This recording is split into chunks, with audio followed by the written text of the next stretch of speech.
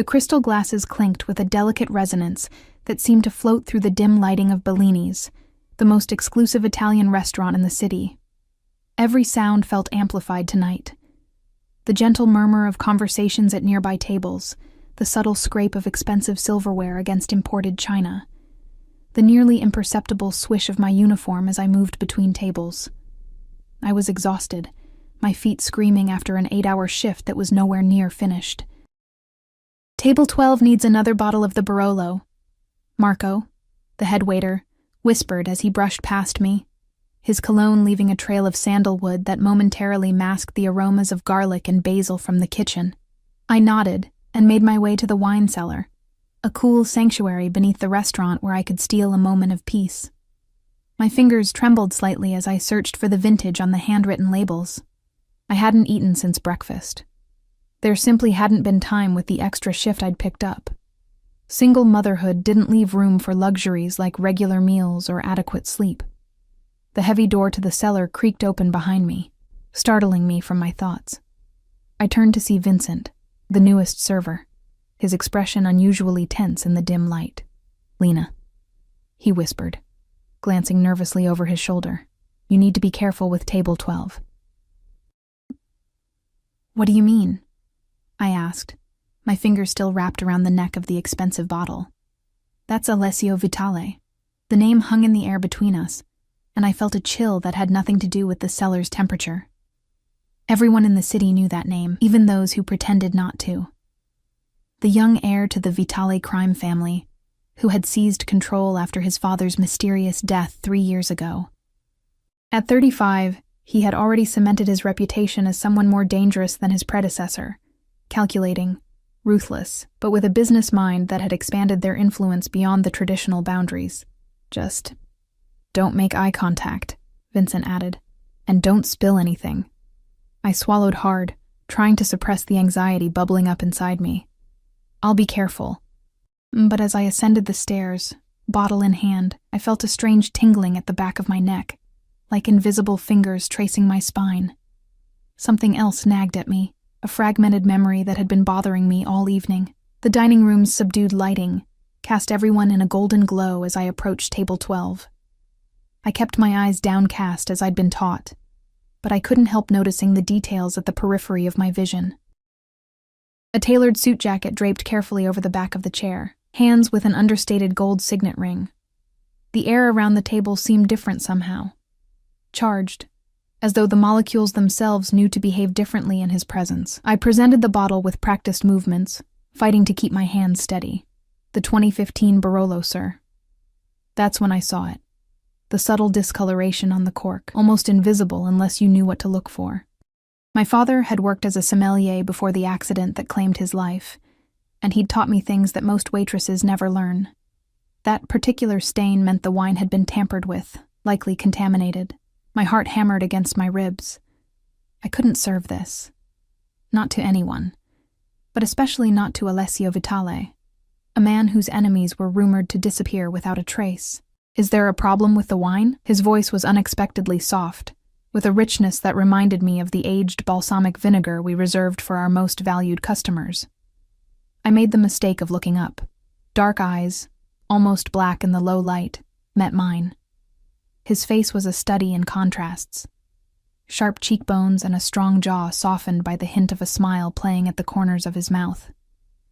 He was younger than I'd imagined, and devastatingly handsome in a way that made my breath catch. This wasn't the weathered, scowling crime boss of my imagination, but something far more dangerous. I hesitated, acutely aware of the 2 large men seated at the adjacent table who hadn't touched their food, their attention fixed on their boss. "This particular bottle, sir, I wouldn't recommend it." His eyebrows lifted slightly, the only indication of surprise on his otherwise composed face. "And why is that?" I lowered my voice, leaning slightly closer despite every instinct screaming at me to maintain distance. "The cork suggests contamination, sir. It could be harmful." Something flickered in his eyes, a sharpening of focus that made me feel like a butterfly pinned under glass. "What's your name?" "Lena," I answered automatically, then immediately regretted giving my real name. He studied me for a long moment, during which I could hear nothing but the thundering of my pulse in my ears. Then he nodded once. "Bring another bottle, Lena, and have the manager join us." I practically fled to the wine cellar, my mind racing. Had I made a terrible mistake? Should I have kept quiet and let whatever was going to happen, happen? But I couldn't do that. Not with my father's voice in my head, reminding me that some lines couldn't be crossed, even in desperation. When I returned with a new bottle, Mr. Bellini himself was at the table, his usually florid face pale as he spoke in hushed tones with Vitale. Their conversation stopped abruptly as I approached. "This is the waitress I mentioned," Bellini said, nervousness evident in his voice. Vitale's eyes found mine again, holding them with an intensity that made it impossible to look away. "How did you know?" I cleared my throat. "My father was a sommelier. He taught me the signs. And you chose to warn me rather than serve the wine. Why?" The question hung between us, heavy with implication. The truth was simple. I couldn't bear the weight of another death, not even a stranger's, not even someone like him. But saying that seemed too personal, too revealing. "It would be wrong not to," I said finally, the words barely audible. A smile spread across his face then, transforming his features from merely handsome to breathtaking. Integrity, rare in these times. He gestured to the chair across from him. "Join me for a moment, Lena." It wasn't a request. Mr. Bellini's eyes widened, but he stepped back, giving me no choice.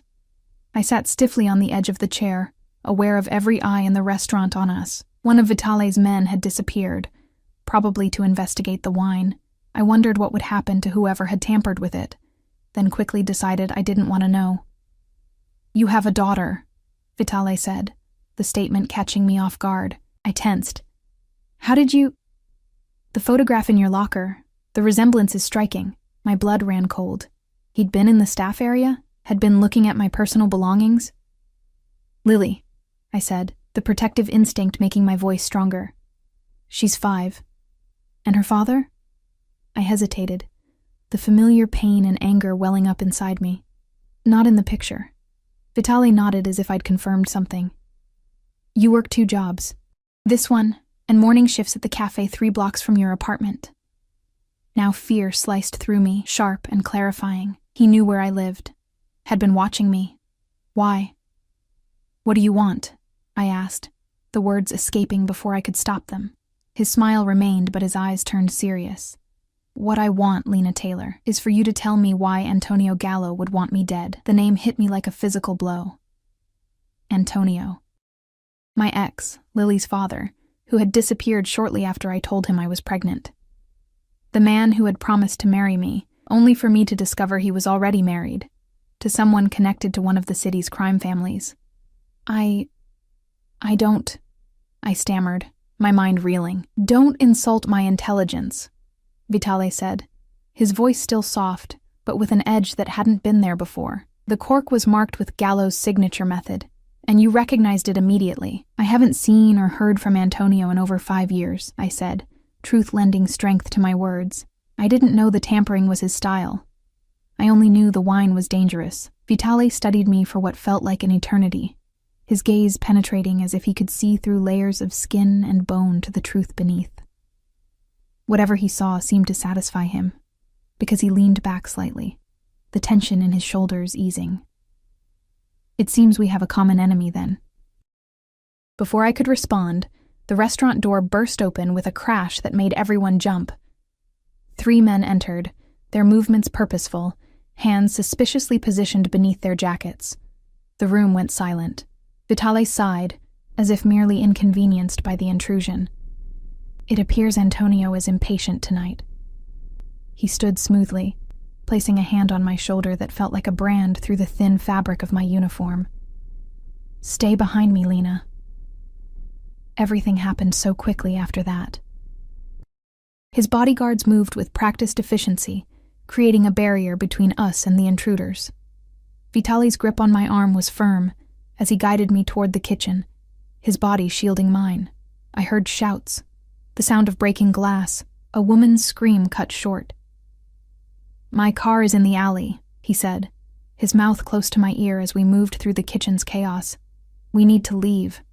Now." "I can't," I protested, digging in my heels. My shift. His laugh was genuine, if incredulous. Your shift is the least of your concerns. Gallows men saw you with me. They'll assume you're under my protection. But I'm not. Vitale paused, his dark eyes glittering in the harsh fluorescent lighting of the kitchen. You are now. Outside, the night air was crisp with the first hint of autumn, a shocking contrast to the overheated kitchen. A sleek black car idled in the alley, its engine a low purr that matched the adrenaline humming through my veins. I need to get my daughter, I said, panic rising as the reality of the situation sank in. She's with my neighbor. If they know where I live, already taken care of, he said, opening the car door for me. My men are bringing her to my estate as we speak. Horror and gratitude warred within me. You had no right. I had every right, he countered, his voice hardening for the first time. You saved my life tonight, Lena. That makes you and your daughter my responsibility. As the car pulled away from the curb, I caught a glimpse of flames beginning to lick the back of the restaurant. Whatever evidence had been there would soon be ash, but the consequences of my split-second decision were only beginning to unfold. I had warned the Mafia boss not to drink the wine, never imagining that my simple act of conscience would irreversibly entangle my fate with his. As the city lights blurred beyond the tinted windows, I couldn't shake the feeling that I had escaped one cage only to willingly enter another, one lined with gold and promise. But a cage nonetheless. The car's interior smelled of expensive leather and a subtle cologne that reminded me of cedar and spice. We rode in silence, the city lights passing in streaks of neon and shadow. My hands wouldn't stop trembling, and I clasped them tightly in my lap to hide their betrayal. You're afraid, Alessio observed, his voice cutting through the quiet hum of the engine. I didn't bother denying it. You've taken my daughter without my permission and are bringing me to an unknown location after a shootout. Should I be anything else? A hint of a smile touched his lips. Honest, too. Refreshing. He reached into an interior compartment and withdrew a phone, offering it to me. Call your neighbor. Confirm that Lily is safe. I took it with shaking fingers, half expecting some sort of trick. The phone was sleek and obviously expensive, unlocked and ready for use. I dialed Mrs. Winter's number, each ring stretching my nerves tighter. Hello? Her voice was breathless with excitement rather than fear. Mrs. Winters, it's Lena. Is Lily okay? Oh, Lena, dear. Yes, she's perfectly fine. Such nice men came, very polite, showed me proper identification. Said there was some sort of gas leak in your building. They explained everything. I closed my eyes, relief washing through me. Can I speak to Lily? There was a rustling. Then my daughter's voice filled the line. Mommy, are we having a sleepover at the castle? The nice man said we are. Castle. Of course that's how a 5-year-old would describe Vitale's estate. Yes, sweetheart. I'll see you very soon, okay? Be good for Mrs. Winters. After I hung up, Alessio was watching me with an unreadable expression. You thought I would harm her. It wasn't a question, but I answered anyway. I don't know you. I only know your reputation, and what reputation is that exactly? I swallowed hard. That you're dangerous, that people who cross you disappear. People who betray me, he corrected, his tone conversational, as if we were discussing the weather. People who steal from me, people who try to poison me. He leaned forward slightly. Tell me, Lena, have you done any of those things? No. Then you have nothing to fear from me. The car turned onto a private road, lined with ancient oak trees, whose branches formed a canopy overhead. In the distance, lights appeared, warm and golden against the night sky. As we drew closer, the castle came into view. It wasn't actually a castle, but it might as well have been. A sprawling estate of stone and glass perched on a hillside overlooking the city, surrounded by meticulous gardens and a high-security wall. Guards stood at attention as our car passed through ornate iron gates. I felt a tightening in my chest, the physical manifestation of the understanding that I was now completely in this man's world, subject to his rules and whims. The car stopped at the entrance, where more men in dark suits waited. One opened my door, offering a hand that I ignored as I stepped out, determined to maintain what little autonomy I had left. Mommy. Lily's voice cut through the night air. and I turned to see her racing down the grand steps, her dark curls bouncing, still in her pajamas with the unicorn print she loved so much. I dropped to my knees, gathering her into my arms, breathing in her familiar scent of baby shampoo and the strawberry candy Mrs. Winters always gave her. "Hey, baby," I whispered against her hair, fighting back tears. "It's so big here," she exclaimed, pulling back to look at me with wide, excited eyes. "There's a swimming pool inside the house, and a movie theater, and the nice lady gave me hot chocolate with real marshmallows." Over her shoulder, I saw a woman standing in the doorway, elegant in a simple black dress, her silver hair swept into a chignon. She nodded respectfully to Alessio before disappearing back inside. "That's Rosa," Alessio said, coming to stand beside us. "She's been with my family since I was younger than Lily. She'll show you to your rooms." Lily's attention shifted to him, and I felt a surge of protectiveness as her innocent eyes met those of a man who had ordered who knows how many deaths. But to my surprise, Alessio crouched down to her level, his expression softening in a way I wouldn't have believed possible if I hadn't seen it myself. "Hello, Lily," he said, his voice gentle.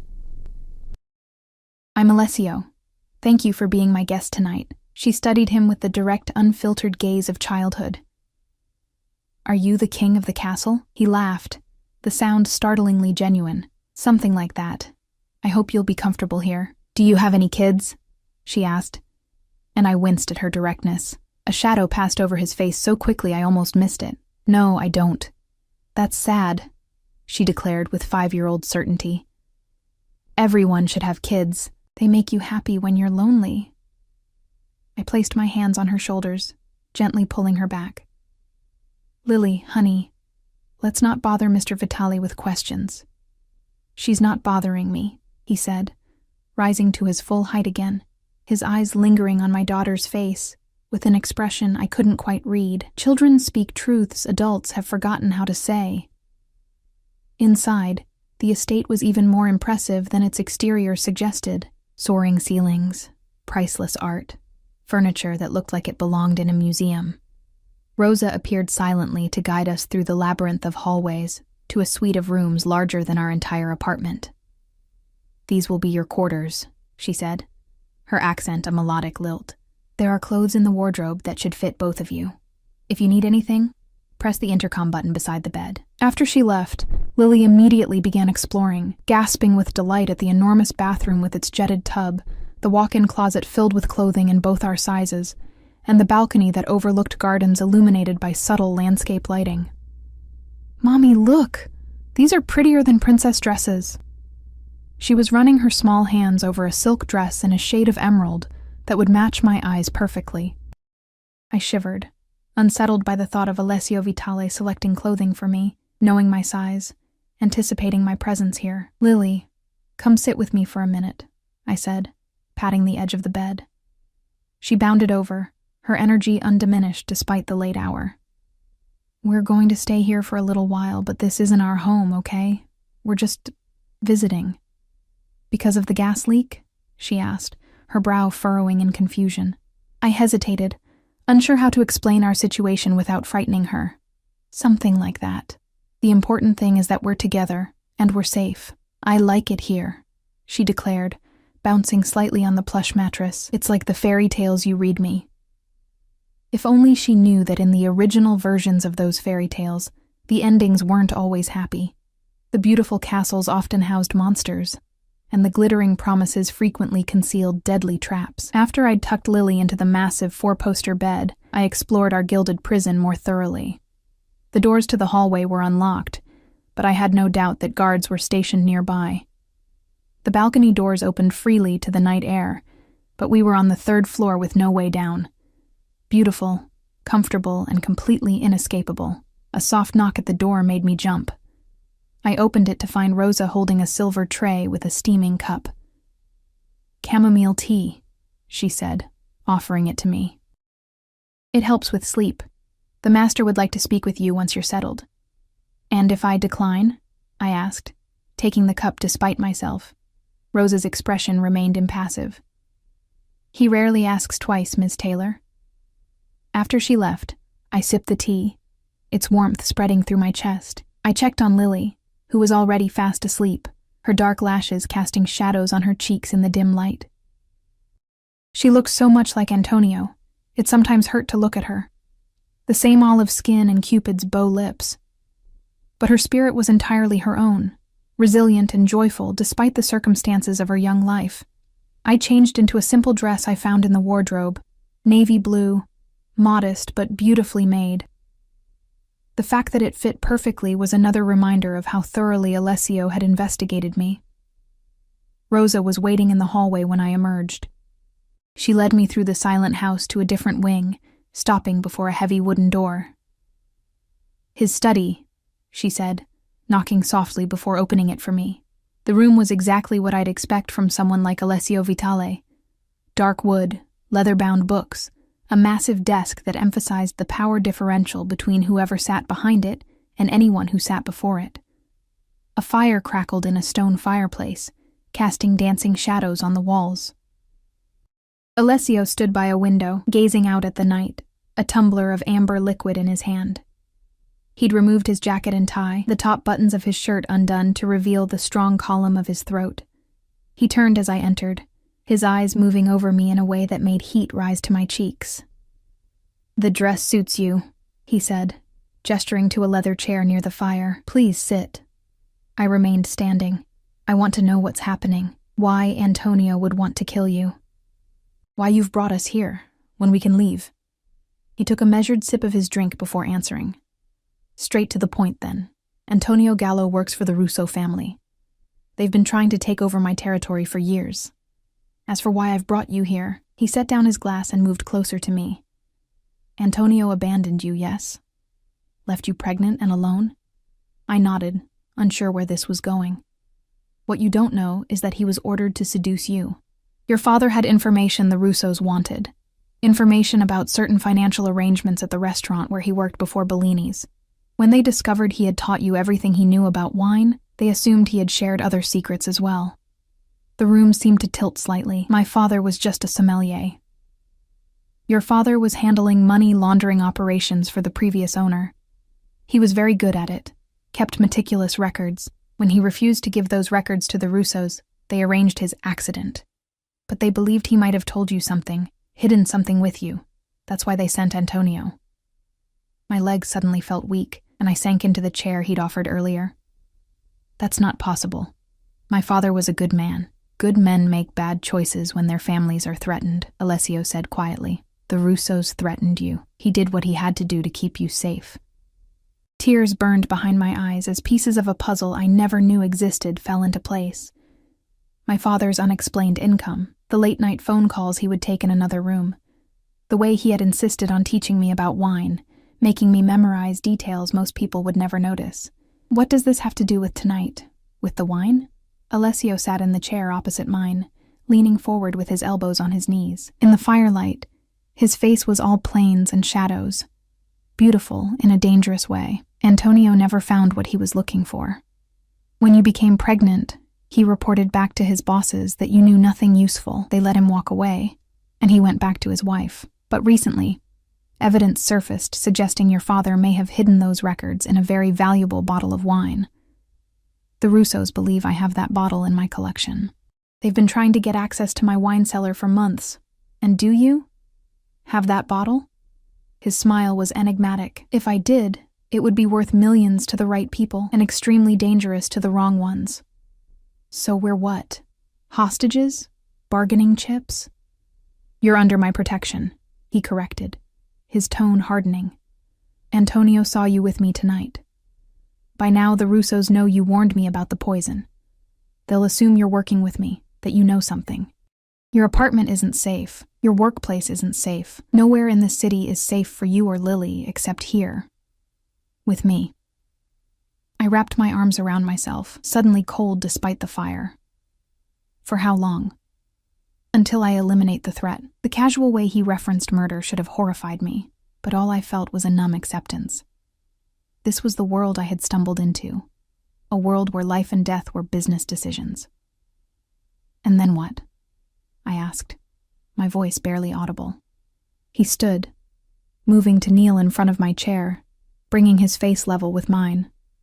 This close, I could see flecks of amber in his dark eyes, could smell the whiskey on his breath mingling with his cologne.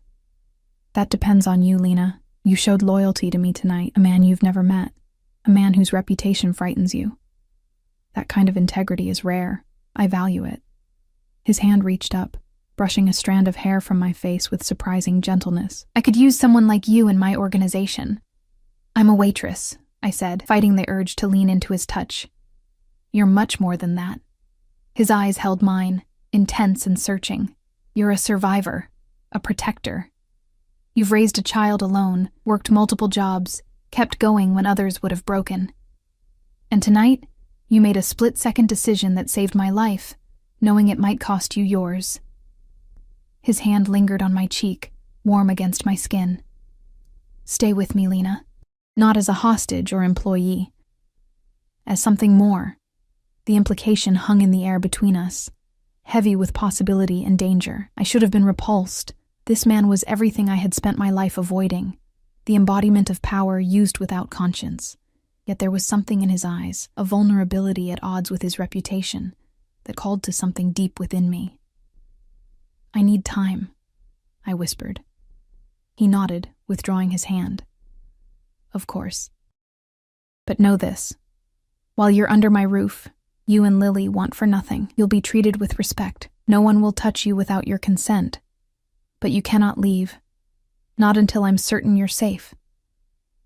As he showed me back to my room, his hand resting lightly on the small of my back, I couldn't shake the feeling that I had traded one kind of cage for another. My previous life had been a prison of poverty and exhaustion, of constant struggle and fear. This new one was lined with silk and promises, but no less confining. That night, as I lay beside my peacefully sleeping daughter in a bed more luxurious than any I had ever known, I wondered what my father would think of the choice I had made, or rather, the choice that had been made for me. Had he felt the same way when he became entangled with the underworld? Had he, too, justified his decisions as necessary for survival? The moonlight slipped through a gap in the curtains, casting a silver path across the floor. In the distance, I could hear the soft footsteps of guards patrolling the grounds, protecting us, or ensuring we couldn't escape, perhaps both. Either way, I was now in Alessio Vitale's world, and the rules here were his alone to make and break. Morning arrived with golden light filtering through the curtains and the distant sound of birds. For a moment, disorientation clouded my mind, the unfamiliar softness of the sheets, the vastness of the room. Then reality crashed back. We were in Alessio Vitale's mansion. Captives? Guests? The line seemed increasingly blurred. Lily stirred beside me, her small face peaceful in sleep, unaware of the dangerous currents flowing around us. I brushed a dark curl from her forehead, my heart constricting with fierce love and fear. Whatever happened, I had to protect her. A soft knock at the door announced Rosa's arrival with a breakfast tray. She smiled at Lily, who had awakened and was now bouncing on the bed with the boundless energy of childhood. "The master thought you might prefer to eat in your room this morning," Rosa said, setting down a tray laden with fresh pastries, fruit, and coffee that smelled rich and expensive. "But he hopes you'll join him for lunch in the garden." "We're not leaving this room," I said firmly, even as Lily descended on the pastries with delighted exclamations. Rosa's expression remained impassive. "As you wish. Though I should mention that the east wing, where the indoor pool is located, has been prepared for your daughter's enjoyment. The master thought she might like to swim." "A pool!" Lily squealed, her face lighting up. "Can we go, Mommy? Please?" I sighed, knowing I was outmaneuvered. Denying Lily's simple pleasures because of my own fear seemed cruel. Fine. But just for a little while. After breakfast, I found swimwear for both of us in the wardrobe. Of course, he had thought of everything. Lily's suit was adorned with mermaids, exactly what she would have chosen herself. Mine was a modest one-piece in deep blue that fit perfectly, another unsettling reminder of how much Alessio knew about me. Rosa guided us through the mansion's labyrinthine corridors to a stunning indoor pool surrounded by tropical plants and floor-to-ceiling windows overlooking the gardens. No one else was present, but I noticed the discreet presence of security cameras, and outside, the shadowy figures of guards patrolling the grounds. While Lily splashed happily in the shallow end, I sat at the edge, letting my feet dangle in the warm water. My mind raced with everything Alessio had told me the night before. My father, involved in money laundering. Antonio, sent to manipulate me. My entire life, it seemed, had been shaped by forces I never knew existed. She swims well for her age. I startled at the voice, turning to find Alessio standing behind me. He was dressed casually, dark jeans and a simple white shirt that somehow looked more expensive than any clothing I'd ever owned. His hair was slightly damp, as if he'd recently showered, and the effect was disconcertingly intimate. "I taught her last summer," I said, fighting the urge to cross my arms over my chest. "At the public pool." He sat beside me, rolling up his pant legs to put his feet in the water. The casual gesture seemed at odds with the dangerous man I knew him to be. "I learned in the ocean," he said, watching Lily attempt a clumsy dog paddle. My father believed if I was afraid of the water, I would be afraid of everything. So he took me to the deepest part and let go. I couldn't hide my horror. "That's terrible." A corner of his mouth lifted in a half-smile. "It was effective. I never feared the water again." His eyes shifted to me. "Fear can be overcome, Lena, sometimes by facing it directly." "Is that a threat?" "An observation." His gaze returned to Lily. "She looks like him." The statement caught me off guard. "You know Antonio?" "I make it my business to know my enemies." He worked for the Russos for nearly a decade. Started as muscle, moved up to more specialized tasks, like seducing naive women for information, I said bitterly. Alessio's hand moved to cover mine where it rested on the tile edge of the pool. His touch was warm, his fingers calloused in places I wouldn't have expected from a man who ordered others to do his dirty work. "You weren't naive. You were trusting. There's a difference." I pulled my hand away, uncomfortable with the rush of warmth his touch had triggered. "Why are you being kind to us? The truth, not some line about valuing loyalty or integrity." His expression sobered. "The Russos killed my mother when I was 12. They made my father watch. Then they let him live with that memory for 20 years before they killed him too." He spoke matter-of-factly, but I could sense the deep current of rage beneath his calm surface. "They destroy families, Lena. I won't let them destroy yours, Mr. Alessio." Lily's voice interrupted as she swam clumsily toward us. "Watch me float." To my surprise, he gave her his full attention, applauding her efforts with genuine enthusiasm. When she demanded he join her in the water, I expected a polite refusal. Instead, he excused himself and reappeared minutes later in swimming trunks, diving into the deep end with a grace that spoke of years of practice. I watched, bewildered, as one of the most feared men in the city played with my daughter, teaching her to hold her breath underwater and praising her attempts at swimming strokes. Lily was completely at ease with him, giggling at his jokes and demanding, "Again, again," when he threw her gently into the air. "You're good with her," I said later, as we sat watching Lily explore a collection of pool toys that had mysteriously appeared. "Children are uncomplicated," he replied. "They love freely, fear honestly, and forgive completely. It's only as adults that we learn to corrupt those instincts." "Is that what happened to you?" The question slipped out before I could stop it. Instead of anger, his response was thoughtful. "Perhaps. Or perhaps I simply learned that in a world of wolves, being a sheep is a death sentence." "And what does that make me and Lily? Sheep in your protection?" His eyes met mine, intense and unwavering. "It makes you mine to protect." The possessive statement should have frightened me. Instead, it sent a shameful thrill through my body. I had spent so long being responsible for everything, carrying the weight of survival alone. The idea of someone else shouldering that burden was seductive in a way I hadn't anticipated. After swimming, we were shown to a sun-filled room where lunch had been set up. Lily chattered happily through the meal, seemingly oblivious to the tension between Alessio and me. He answered her endless questions with patience, explaining things simply without talking down to her. I saw glimpses of another man beneath the Mafia boss exterior, one who might have been a good father in another life. As we finished eating, Alessio's phone buzzed. He glanced at it, his expression hardening into the cold mask I recognized from the restaurant. "Excuse me," he said, standing abruptly. "Rosa will take Lily to see the horses." There's something we need to discuss privately, Lena. Rosa appeared as if summoned, offering to show Lily the stables. My daughter bounced with excitement at the prospect of seeing real horses, but I hesitated. It's safe, Alessio assured me quietly. My most trusted men are with the stable staff. No one enters or leaves the property without my knowledge. I reluctantly agreed, watching as Lily skipped away with Rosa, already asking if the horses had names and if she could feed them carrots. Once they were gone, Alessio's demeanor changed completely. We need to move you. Now. What? Why? Antonio has been seen in the area. He's looking for you. Fear twisted in my stomach. How would he know where I am? Information is a commodity in our world. Someone talked. His jaw tightened. The leak has been addressed. I didn't want to know what that meant. Where are you taking us? I have a property in the mountains. Fewer people know about it. You'll be safer there while I deal with this situation. And Lily? She's already been uprooted once. His expression softened slightly. She'll adjust. Children are resilient.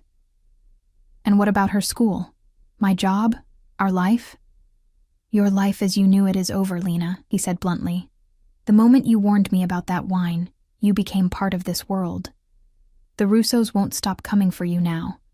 They believe you have information, or that you're valuable to me. Either way, you're a target. Because of something my father did years ago? Something I know nothing about? Partly. And partly because of this.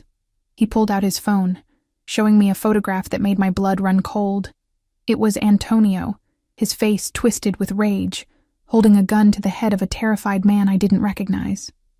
This was taken yesterday. The man he's threatening is one of my accountants. Antonio tortured him for information about you and your daughter. About your relationship with me. Relationship? I echoed, my voice faint. Antonio believes you've been working with me all along, that your father passed his secrets to you and you've been keeping them for me. He thinks you've been mine for years. That's insane. I didn't even know who you were until yesterday. Men like Antonio see what they want to see. His pride can't accept that you simply recognized a poisoned bottle. It must be a deeper conspiracy. Alessio's hand curled into a fist on the table. And now he knows he has a daughter he abandoned. Ice flooded my veins. You think he'd try to take Lily? I think he'd use her to hurt me. And you. Alessio moved closer, his voice dropping lower. I won't let that happen, Lena. I swear it. The fierce protectiveness in his eyes made my breath catch. This man, who had known us for barely a day, was ready to wage war to keep us safe. The realization was as terrifying as it was exhilarating. Pack whatever you need, he continued. We leave in an hour. I need to talk to Lily. Prepare her. He nodded. Of course. Tell her it's an adventure. Children understand adventures. As I turned to go, his hand caught my wrist, the touch sending electricity up my arm. Lena, there's something else you should know. I steeled myself. What? The accountant. After Antonio finished with him, he killed him. Not quickly. His grip tightened slightly. This isn't a game. Antonio is unstable. Always has been. Now he's desperate too. That makes him more dangerous than you can imagine. I pulled away, unable to process the horror of what he was telling me. I need to find Lily. I'll have her brought back from the stables. I shook my head, needing to move, to do something. No, I'll go myself. I need the air. The estate's grounds were even more impressive in daylight. Manicured gardens, stone pathways winding through stands of ancient trees, a distant view of the city nestled in the valley below. In another context, it would have been breathtakingly beautiful. Now it felt like a gilded stage for a tragedy I hadn't agreed to perform in. I found Lily at the stables, perched on a mounting block, while a gentle-faced young man helped her feed an apple to a glossy chestnut horse. Her laughter floated on the air, so innocent and pure it made my heart ache. "Mommy, this is Cinnamon and she likes me," Lily called when she spotted me. I forced a smile, unwilling to taint her joy with my fear. "That's wonderful, sweetheart." The stable hand nodded respectfully and moved away, giving us privacy while remaining within sight. Another of Alessio's men, no doubt. "Lily, honey, we need to talk about something," I said, helping her down from the mounting block. "We're going on a little trip today, to the mountains." Her eyes widened. "Like camping?" Will Mr. Alessio come too? Yes, he'll be there. But it's not quite like camping. It's another house, like this one, but in a different place. I knelt to her level, brushing a smudge of dirt from her cheek. We might need to stay there for a while. What about school? Ms. Garcia said I'm the best reader in class. We'll figure that out, baby. Maybe you can have lessons at the mountain house. I tried to keep my voice light to shield her from the reality of our situation. She considered this, her small face scrunched in thought. Will there be horses there too? I don't know, but we can ask Alessio. She nodded, apparently satisfied with this answer. I like him. He's not scary like you said. I blinked in confusion. When did I say he was scary? When you were talking to Mrs. Winters on the phone yesterday. You said he was dangerous.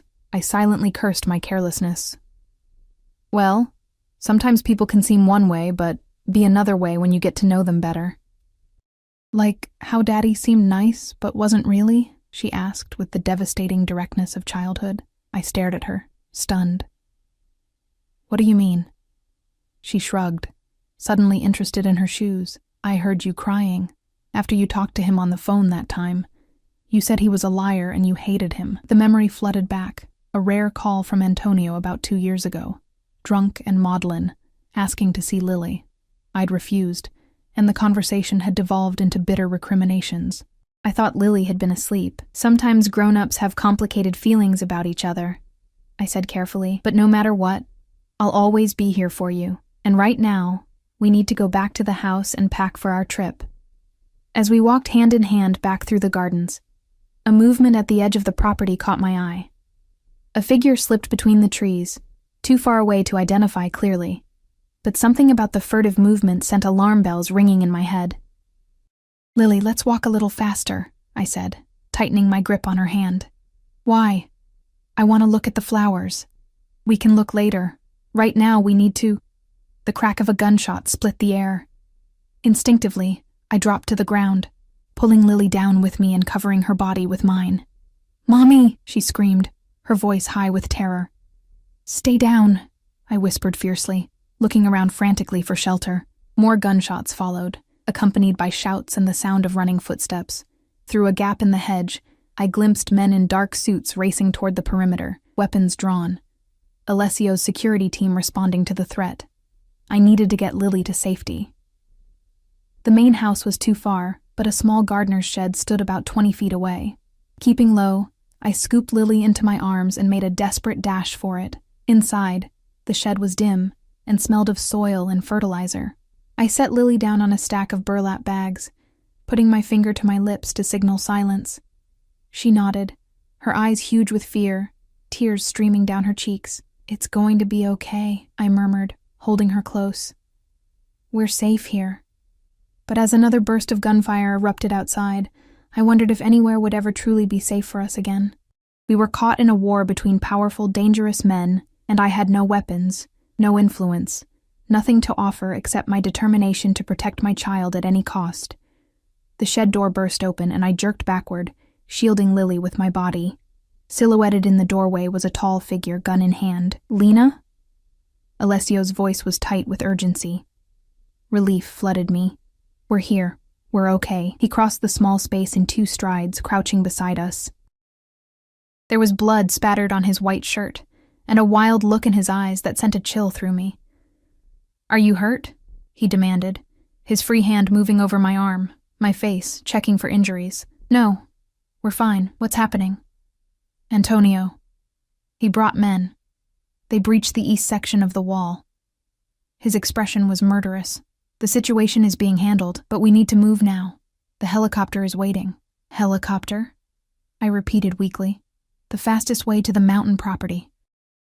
He holstered his weapon and reached for Lily, who surprised me by going willingly into his arms. Keep your head down and stay close to me. Outside, the gunfire had subsided, but the tension in the air was palpable. Alessio carried Lily with one arm, his other hand firmly on my back as he guided us through a service path I hadn't noticed before. Guards flanked us, their expressions grim, weapons ready. On a helipad at the far end of the property, a sleek black helicopter waited, its blades already spinning. Alessio handed Lily to me as we approached, leaning close to be heard over the roar. "I need to finish this," he shouted. "My pilot will take you to the mountain house. I'll join you tonight."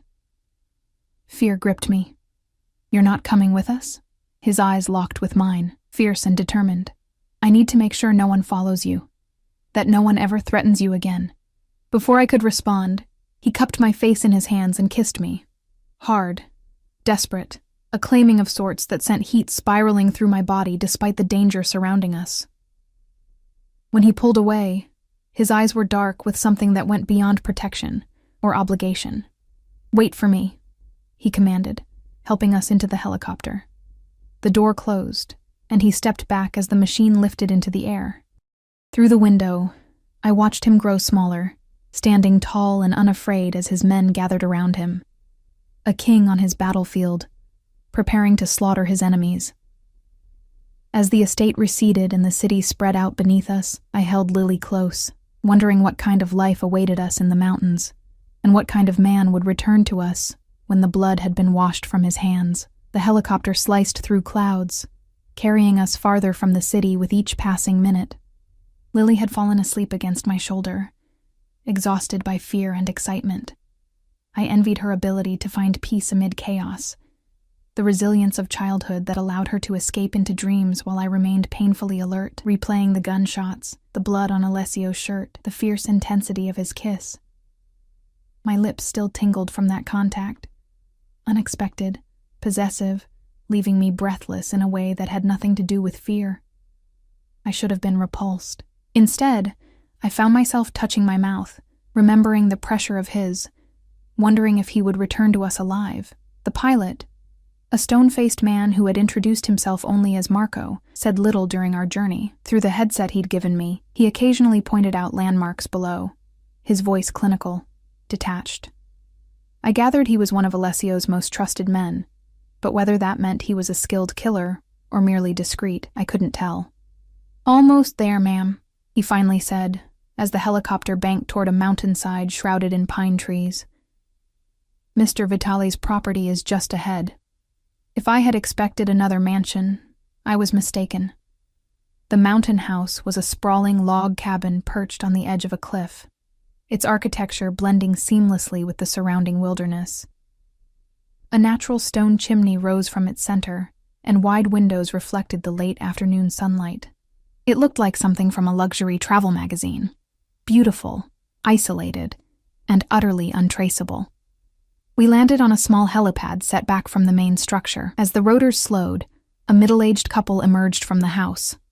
The woman plump and smiling, the man tall and weathered, both dressed in practical outdoor clothing. "Welcome, Ms. Taylor," the woman called over the fading noise, her accent melodic and vaguely Eastern European. "I am Alina, and this is my husband, Thomas. We are the caretakers here." I shifted Lily in my arms, reluctant to wake her but unable to carry her much farther. Thomas approached with a gentle smile, holding out his arms. "May I help with the little one? You must be exhausted." Something in his grandfatherly demeanor eased my wariness, and I allowed him to take Lily, who stirred but didn't wake, nestling against his broad shoulder. "The master called ahead," Alina explained as she guided us toward the house. "Everything is prepared for you, food, clothes, anything you need." Inside, the cabin was a stunning blend of rustic charm and modern luxury. Vaulted ceilings, enormous stone fireplace, plush furniture in rich earth tones. Floor-to-ceiling windows showcased a breathtaking view of the mountains, valleys, and a lake that glimmered like polished silver in the distance. "Your rooms are this way," Alina said, leading us down a hallway of polished wood. "The little one has her own space connected to yours. The master thought she might like that, her first big girl room." I followed, too overwhelmed to question how Alessio knew that Lily had been begging for her own big girl room for months. Lily's room was a child's fantasy, a handcrafted wooden bed shaped like a boat, bookshelves filled with titles I recognized as classics, along with new ones, a toy chest overflowing with carefully chosen items. A door connected to a larger bedroom with a massive four-poster bed draped in soft linens, a fireplace already lit against the mountain chill, and a bathroom with a deep copper tub and windows that somehow managed to offer both a spectacular view and complete privacy. Tomas laid Lily gently on her new bed. "She'll wake soon, hungry as a bear cub," he said with a smile. "Elena has made her famous stew. It will restore the strength in both of you." Left alone with my sleeping daughter, I sank onto the edge of the bed, finally allowing the events of the past 24 hours to catch up with me. Tears came hot and fast, silent sobs shaking my body as I covered my mouth with my hand to avoid waking Lily. Everything I had known, my apartment with its leaky faucet and creaking floors, my jobs with their grueling hours but comforting familiarity, the carefully constructed rhythm of our modest life, all of it gone, replaced by this surreal existence where helicopter escapes and gunfights were suddenly part of my reality. And at the center of this new world, Alessio Vitale, a man who had killed, who commanded an empire built on violence and fear, who now held my fate and my daughter's in his hands, a man whose kiss had awakened something in me I thought long dead. Desire, yes, but also a dangerous hope. I must have dozed off because Lily's excited voice pulled me from a dreamless sleep. "Mommy, wake up, there are deer outside my window." I blinked, disoriented, to find her bouncing on the edge of my bed, her earlier fear apparently forgotten.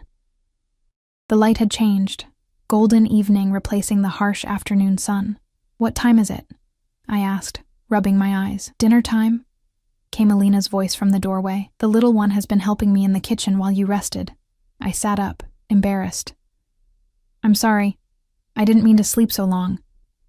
Alina waved away my apology. "You needed it. Come, eat now." The master called again. He will be here before midnight. A flutter of something. Relief, anticipation, fear, stirred in my chest at the news. "Did he say, is everything okay?" Her expression revealed nothing. "He said to tell you all is handled. You are safe now." The dining room was cozy despite its size, with a long wooden table that could have seated 12, but was set intimately for 3 at one end. Through the windows, the sunset painted the mountains in shades of pink and gold, a spectacular backdrop to our strange new life. Lily chattered happily through dinner, telling me about the kitchen garden Alina had shown her, the deer that came every evening for food, the stars that would be visible later if the clouds cleared. She seemed to have adapted to our situation with the remarkable flexibility of childhood, accepting our new surroundings as an adventure rather than an exile. "Will Mr. Alessio read me a story when he comes?" she asked as I tucked her into bed later, surrounded by new stuffed animals she had already named. The question caught me off guard. I'm not sure, sweetie. He might be very tired." "He promised," she said with the absolute certainty of a child who hadn't yet learned that adults often break promises. "At the big house when we saw the horses. He said he would read me the story about the princess who saves herself." I hadn't known about this exchange, and the thought of Alessio Vitale promising bedtime stories to my daughter created a strange ache in my chest. "We'll see, baby. For now, why don't I read to you?" She agreed, and I read until her eyelids grew heavy and her breathing deepened into sleep. I kissed her forehead, breathing in the sweet scent of her hair, grateful that despite everything, she was safe and seemingly content. Restless, I wandered through the cabin after she fell asleep. Elena and Tomas had retired to their quarters in a separate wing, leaving me alone with my thoughts. I explored the library with its leather-bound volumes and comfortable reading chairs, the state-of-the-art kitchen where copper pots hung above a massive island, the sunroom filled with thriving plants despite the mountain altitude. Eventually, I found myself on the back deck, wrapped in a cashmere throw against the night's chill. The clouds had indeed cleared, revealing a canopy of stars more brilliant than any I'd seen in the city. The air was sharp and clean in my lungs, scented with pine and wood smoke. I wasn't sure how long I'd been sitting there when I heard the sound of an approaching vehicle, the low purr of an expensive engine negotiating the mountain roads. Headlights swept through the trees, and a black SUV appeared on the private drive that wound up to the cabin. My heart rate accelerated. Alessio had arrived. I stayed where I was, watching as he emerged from the vehicle, exchanging words with the driver before the man got back in and drove toward what I assumed was a garage or staff quarters. Even in the dim light, I could see that Alessio had changed clothes. Dark jeans, a black sweater, a leather jacket.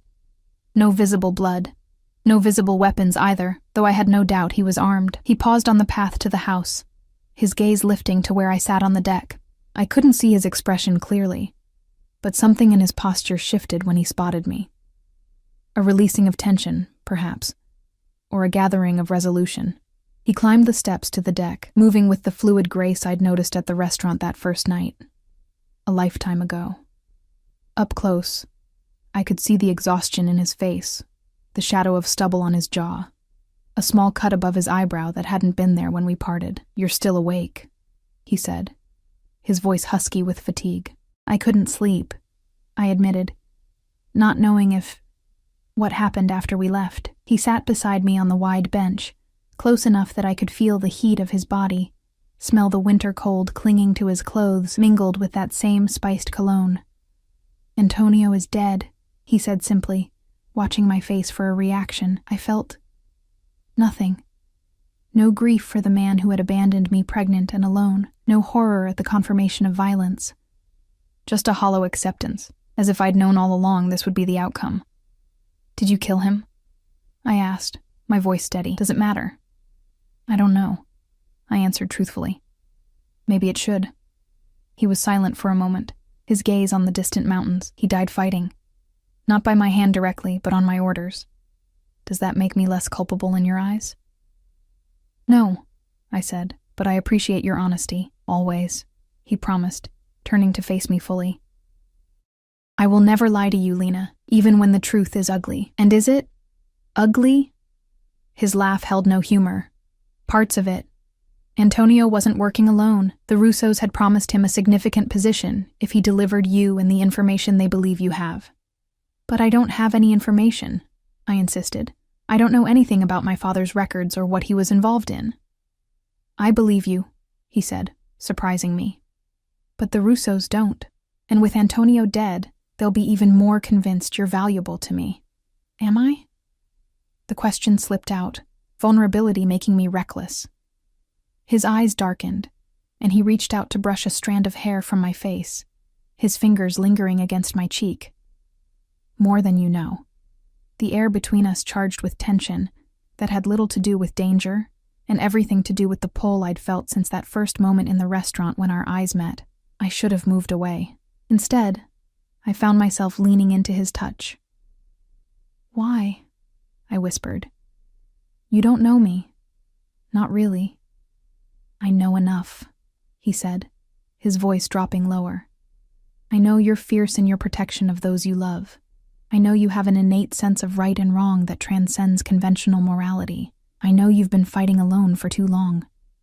His thumb traced my lower lip, sending sparks of sensation through my body. "And I know I want you in ways I haven't wanted anyone in a very long time." I closed my eyes, overwhelmed by his intensity, by my own responding desire. "This is insane. And I'm a man who takes what he wants," he finished for me. "And you're a woman who has spent her life giving to others, never taking for herself." His hand slid to the nape of my neck, fingers threading through my hair. "Take something for yourself, Lena.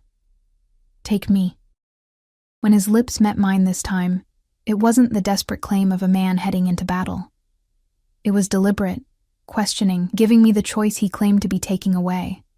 I hesitated only a moment before answering, my mouth opening under his, my hands finding their way to his chest, feeling the solid strength of him through the soft material of his sweater.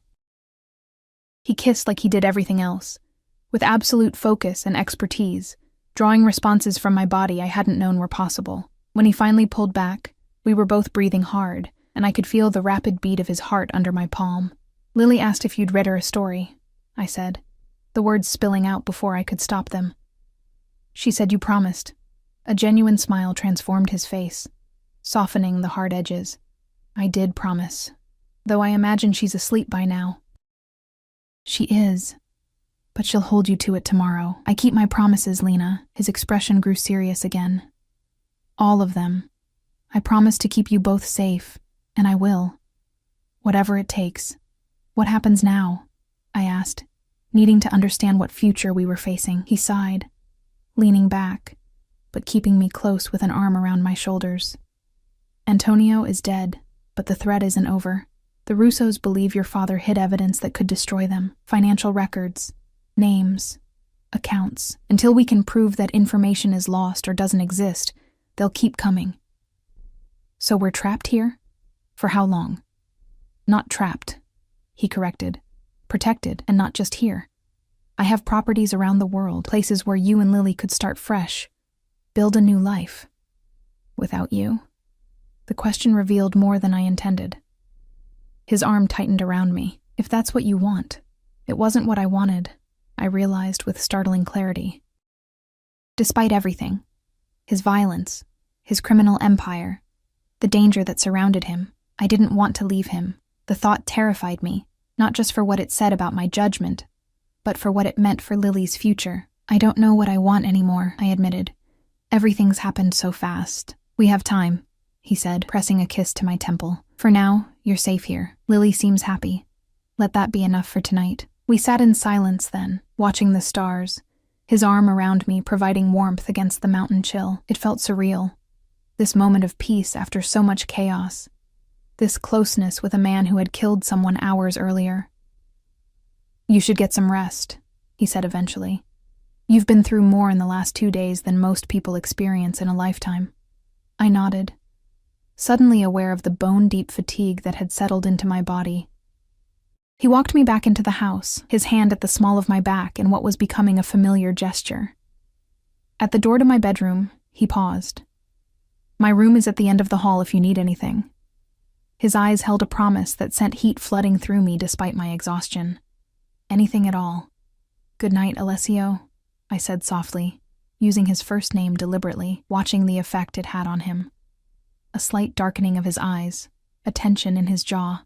Sweet dreams, Lena, he responded, bringing my hand to his lips in an old-fashioned gesture that somehow seemed perfectly natural coming from him. I slipped into my room, checking on Lily, who slept peacefully surrounded by her new toys, before sinking onto the edge of my bed. My body hummed with contradictions, exhaustion and arousal, fear and safety, doubt and certainty. I had warned a Mafia boss not to drink poisoned wine, never imagining it would lead me here. To a mountain retreat, to his arms, to a future I couldn't begin to predict. As I finally gave in to sleep, I wondered if my father had ever imagined this outcome when he taught me about wine, when he became involved with the underworld that now held us in its grip. Tomorrow would bring new challenges, new decisions. For tonight, I allowed myself the luxury of not thinking beyond the present moment, the comfort of the bed beneath me, the knowledge that Lily slept safely nearby, and the lingering warmth of Alessio's kiss on my lips. In the morning, I would face the reality of our situation. But for now, I surrendered to dreams that, for the first time in years, held more promise than fear. Morning arrived with shafts of golden light streaming through the windows, and the scent of coffee and baking bread wafting through the air. For a moment, I lay still, cataloging sensations, the luxurious softness of the sheets, the distant chirping of birds, the unfamiliar peace of waking without an alarm demanding I rush to my next shift. A quiet knock at the connecting door preceded Lily's entrance, her face bright with excitement. "Mommy, Mr. Alessio is making pancakes shaped like animals. Come see." I sat up, running a hand through my tangled hair. "He's cooking breakfast?" "Uh-huh. He made me a bunny and an elephant. He says he'll make you whatever animal you want." She bounced on the bed, already dressed in new clothes I didn't recognize. Leggings with stars and a soft blue sweater. "Hurry up before they get cold." I dressed quickly in jeans and a cashmere sweater I found in the wardrobe, pausing briefly to study my reflection. The woman in the mirror looked both familiar and strange. The same features, but somehow transformed, as if the external luxury had begun seeping inward, softening the hard edges of exhaustion that had defined me for so long. The domestic scene that greeted me in the kitchen was so incongruous with everything I knew about Alessio Vitale that I stopped in the doorway, momentarily stunned. He stood at the stove, sleeves rolled up to reveal strong forearms dusted with dark hair, flipping pancakes with the casual expertise of someone who had done this many times before. Lily sat at the island counter, swinging her legs and chattering happily as she demolished what did, indeed, appear to be an elephant-shaped pancake. He looked up as I entered, a smile transforming his features from merely handsome to devastating. "Good morning. Coffee?" "Please," I managed, sliding onto a stool beside Lily. "I didn't know Mafia bosses could cook." His smile turned wry as he poured coffee into a mug and added cream, exactly how I took it, though I couldn't remember telling him that. "There's a lot you don't know about me yet." The yet hung in the air between us, a promise or a warning, I wasn't sure which. "Mom, what animal do you want?" Lily asked, maple syrup smeared adorably across one cheek. "Surprise me," I said, accepting the coffee from Alessio, our fingers brushing in a contact that sent warmth spreading up my arm. "A lioness, I think," he said, turning back to the stove. "Fierce and protective." "Where are Alina and Thomas?" I asked, trying to ground myself in practical matters rather than the way his casual domesticity was affecting me. "They've gone to town for supplies. We're quite isolated here, but there's a small village about an hour's drive down the mountain." He slid a perfectly formed lioness-shaped pancake onto a plate and placed it before me. "They'll be back this evening." The implication was clear. We were alone, just the three of us, in this beautiful mountain hideaway. "Lily," Alessio said, cleaning up the cooking implements with efficient movements. "Would you like to see something special after breakfast? There's a meadow not far from here where deer come to feed in the mornings." "Real deer?" she gasped, eyes wide with wonder. "Can we go right now?" He laughed, the sound rich and genuine. "Finish your breakfast first, little one. The deer will wait for us." The easy way he interacted with my daughter continued to surprise me. There was none of the awkwardness adults often displayed with children, no talking down to her or artificial enthusiasm. He treated her with the same direct respect he showed me, and she responded to it with immediate trust. After breakfast, we bundled up against the morning chill and followed a path through the pine trees. Alessio led the way, occasionally pointing out animal tracks or interesting plants to Lily, who absorbed every word with rapt attention. I trailed slightly behind, watching them together with a confusing mixture of emotions. The meadow, when we reached it, took my breath away. A perfect expanse of green dotted with wildflowers, surrounded by towering pines, with mountains rising majestically beyond. True to Alessio's promise, a small herd of deer grazed at the far edge, their graceful forms moving slowly through the tall grass. "Stay very quiet," he whispered, crouching down to Lily's level and pointing. "If we're still enough, they might come closer." We stood in silence, Lily's small hand in mine, watching as the deer lifted their heads, sensing our presence. For a moment, I thought they might flee, but something about our stillness reassured them, and they resumed their grazing, gradually moving in our direction. "This is the best day ever," Lily whispered, her face alight with wonder as a young fawn ventured closer than the others, its spotted coat gleaming in the morning sun. I glanced at Alessio, finding him watching not the deer but us, his expression unguarded in a way I hadn't seen before. There was longing there, and something deeper that made my heart constrict painfully in my chest. Eventually the deer moved on, disappearing into the forest on the meadow's far side. Lily immediately began recounting every detail of the encounter, her excitement bubbling over into rapid-fire questions about deer, forests, and whether we could come back tomorrow to see them again. "Perhaps," Alessio said, his hand coming to rest lightly on my back as we started down the path toward the cabin. "But this afternoon, I thought we might drive to the village. There's a small bookstore there that I think you both would enjoy." "Can I get my own book?" Lily asked, bouncing ahead of us on the path. "You can get as many books as you like," he promised, his generosity so casual it made me uncomfortable. "Alessio," I said quietly, ensuring Lily was far enough ahead not to hear. "You don't have to buy her things. You've done enough already." He stopped, turning to face me fully. "It's not an obligation, Lena. It's a pleasure." His hand reached up to brush a strand of hair from my face, the gesture becoming familiar between us. "When was the last time you allowed someone to do something nice for you without feeling you needed to repay it?" The question hit harder than I expected, exposing a truth I hadn't fully acknowledged even to myself. I had been so fiercely independent for so long, so determined to prove I could manage alone after Antonio's betrayal, that accepting help had come to feel like failure. I don't remember, I admitted. Something like satisfaction flickered in his eyes.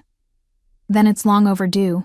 We walked the rest of the way in comfortable silence, Lily darting ahead to examine interesting stones or particularly dramatic trees, calling back for us to hurry and see her discoveries.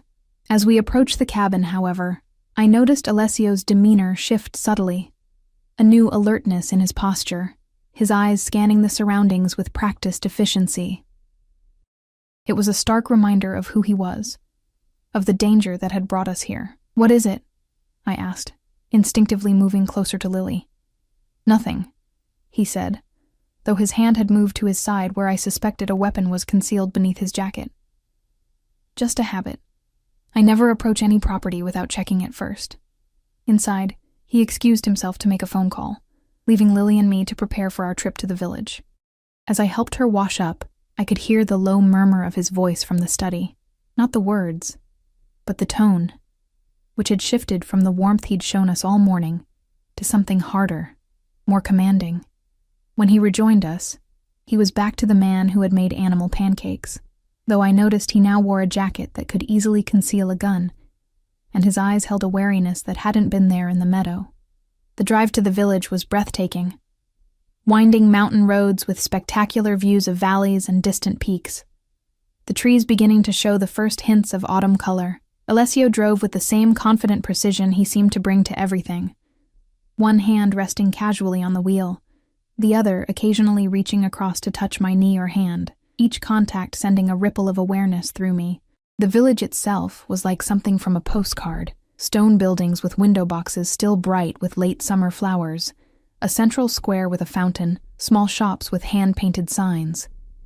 People nodded respectfully to Alessio as we passed, suggesting he was a known figure here, despite his claims of isolation. The bookstore was exactly as he'd described, small but well curated, with comfortable chairs and the warm, comforting scent of paper and binding glue. The elderly owner greeted Alessio by name, his smile genuine as he was introduced to Lily and me. "Your daughter is beautiful," the man said to Alessio in accented English, misunderstanding our relationship. "She has your spirit in her eyes." I opened my mouth to correct him, but Alessio's hand at the small of my back stopped me. "Thank you, Joseph," he said simply, before guiding us toward the children's section. "You didn't correct him," I murmured when Lily was out of earshot, absorbed in examining a shelf of picture books.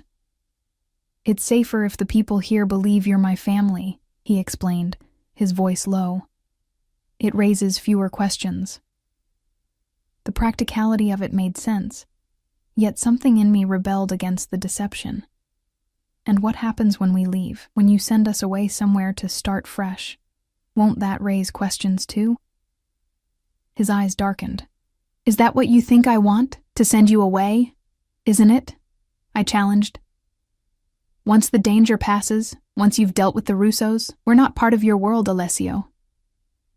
You became part of my world the moment you warned me about that wine," he said, his voice taking on an edge I hadn't heard since the estate. "Whether you want to be or not, and what if I don't want to be?" The question was a test, though I wasn't sure what answer I was hoping for. His expression softened, his hand coming up to cup my cheek. "Then when this is over, I'll give you whatever you need to build the life you want, wherever you want it.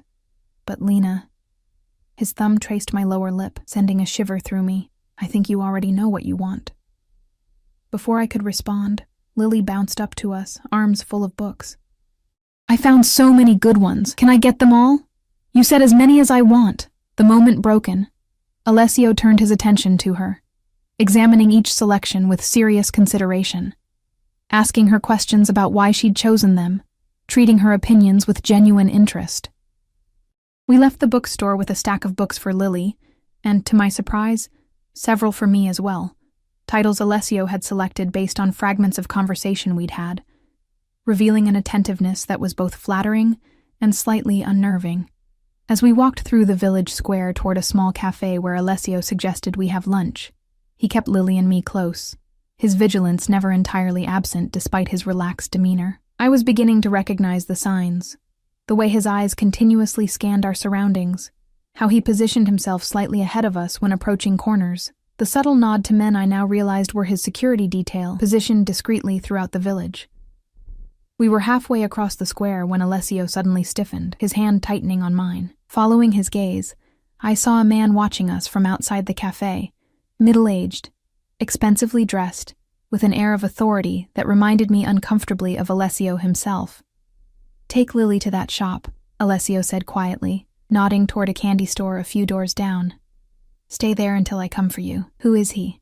I asked, already drawing Lily closer to my side. "Someone I need to speak with." "It's fine, Lena. Just routine business." But there was a tension in his jaw that belied his reassuring words. Still, I did as he asked, guiding Lily to the candy store with promises of treats if she behaved. Through the shop window, I watched as Alessio approached the man. Their conversation appeared civil, but the rigid set of Alessio's shoulders told me it was anything but friendly. After a few minutes, they were joined by a third man, younger, with the unmistakable bulge of a weapon beneath his jacket. My heart began to race. Had the Russos found us already? Was this apparently idyllic village about to become a battleground? But then, something unexpected happened. The older man laughed, clapping Alessio on the shoulder, and the tension visibly drained from both of them. They shook hands before parting, Alessio turning toward the candy store while the others entered the cafe. "Everything okay?" I asked when he joined us, accepting the paper bag of colorful sweets Lily proudly handed him. "Perfect," he said, though his eyes held a calculation that hadn't been there before. "Change of plans, though. We should head back to the cabin. I need to make some calls." The drive back was quieter, Lily eventually dozing in the back seat, clutching her new books even in sleep. I waited until I was certain she wouldn't overhear before turning to Alessio. Who was that man? He kept his eyes on the winding road, but I saw his hands tighten fractionally on the steering wheel. Marco Russo. Antonio's cousin. Ice flooded my veins. "A Russo? Here? And you just talked to him?" "Business is business, Lena. Sometimes even enemies need to negotiate." "Negotiate what?" I demanded, fear making my voice sharper than intended. He glanced at me briefly before returning his attention to the road. "An exchange. Information for security." "What information?" His silence was answer enough. "Me," I realized. "You're negotiating about me, about whatever my father supposedly hid." "It's more complicated than that," he said, his tone maddeningly calm. "Marco believes his uncle was wrong to pursue this vendetta. He wants peace." "And you believe him?" I couldn't keep the incredulity from my voice. "I believe he sees an opportunity. With Antonio dead and his uncle aging, he's positioning himself to take over. He needs allies more than enemies right now. So what does that mean for us, for Lily and me?" We had reached the cabin, the imposing structure appearing through the trees as we rounded the final bend. Alessio pulled the car to a stop, but made no move to get out, turning to face me fully. "It means I might have found a way to end this without further bloodshed. A way for you both to be truly safe." His hand covered mine where it rested on my knee. "If you trust me." "I barely know you," I said, though even to my own ears the protest sounded weak. His smile was faint but genuine. "You know me better than most, Lena. You've seen sides of me few others ever have." It was true, I realized with a jolt. In the span of just a few days, I had seen Alessio Vitale as the feared Mafia boss, as the ruthless protector, as the surprisingly gentle man who made animal-shaped pancakes, and discussed children's books with utter seriousness. Somehow, all of these versions seemed equally authentic, equally true. "What do you need from me?" I asked finally. "Tonight, after Lily's asleep, we need to talk. There are things you should know, about your father, about what he was really involved in, things that might help us find what the Russos are looking for, even if you don't realize you know it." The intensity in his gaze made my breath catch. "And if we find it, what then?" "Then we negotiate from a position of strength.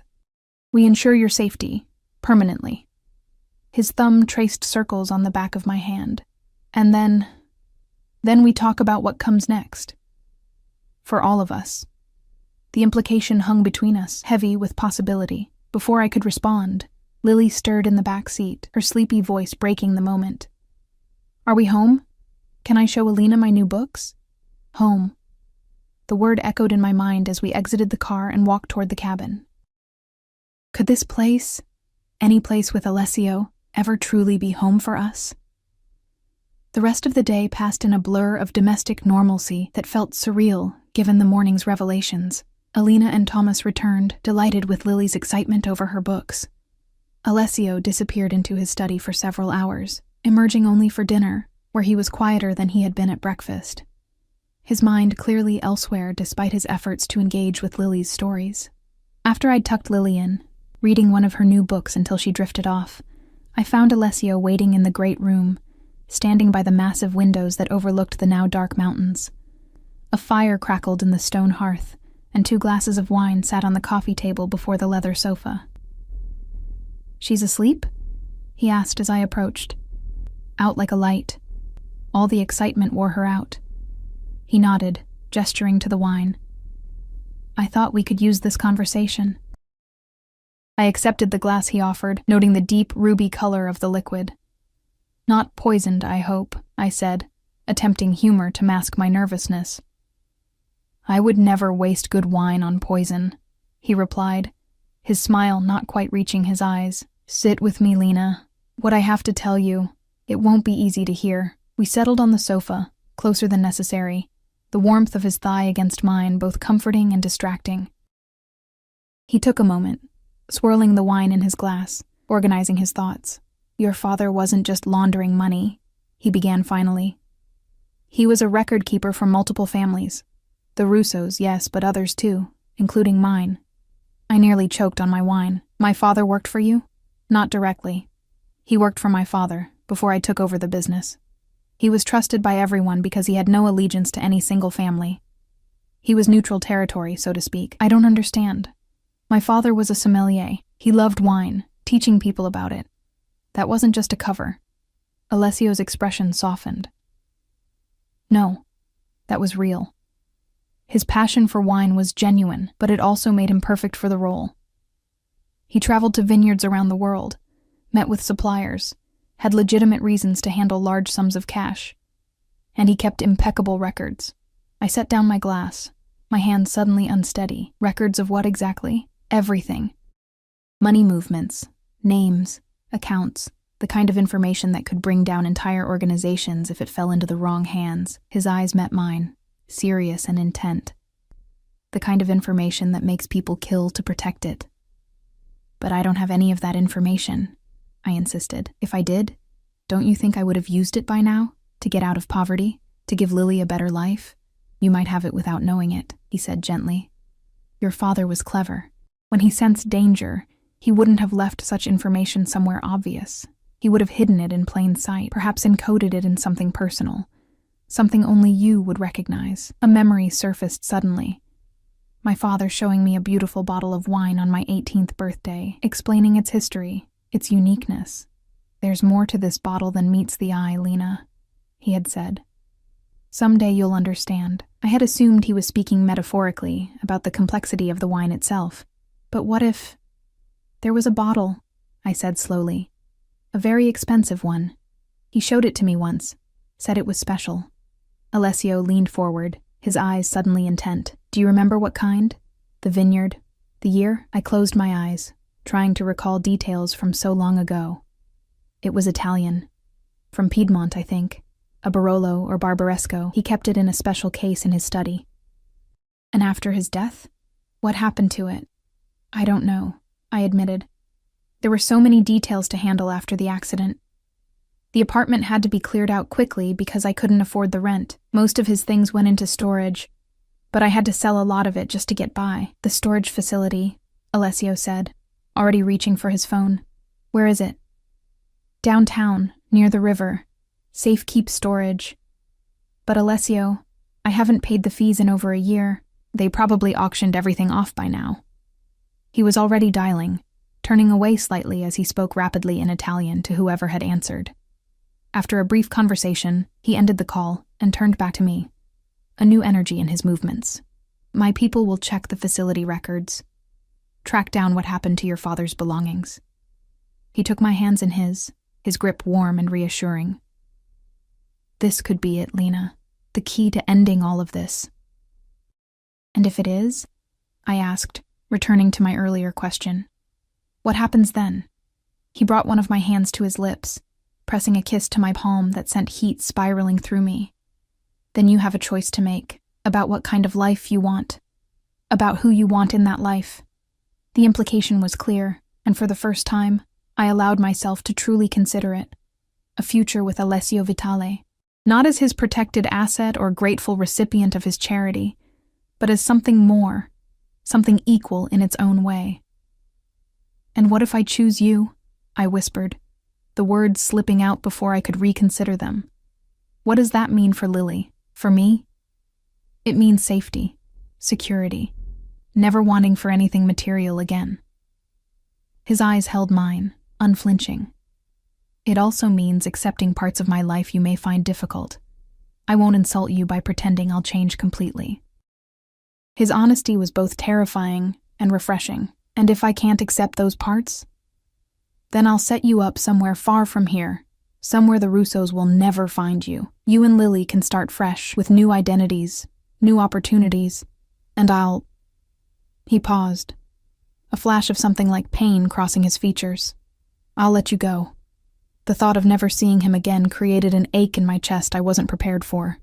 In the space of just a few days, he had become essential somehow. His strength, his unexpected tenderness, the way he looked at me as if I were something precious rather than a struggling single mother, barely keeping her head above water. I need time, I said, echoing my response from days earlier when he'd first suggested I stay with him. This is all happening so fast. We have time, he assured me, though something in his tone suggested otherwise. For tonight, just stay with me. Here, by the fire. He opened his arm in invitation, and I found myself moving into his embrace, my head resting against his chest where I could hear the steady beat of his heart. We sat in silence for a long time, watching the flames dance in the hearth, his fingers gently stroking my hair. Lily asked if you're going to be her new daddy, I said finally, feeling him tense beneath my cheek.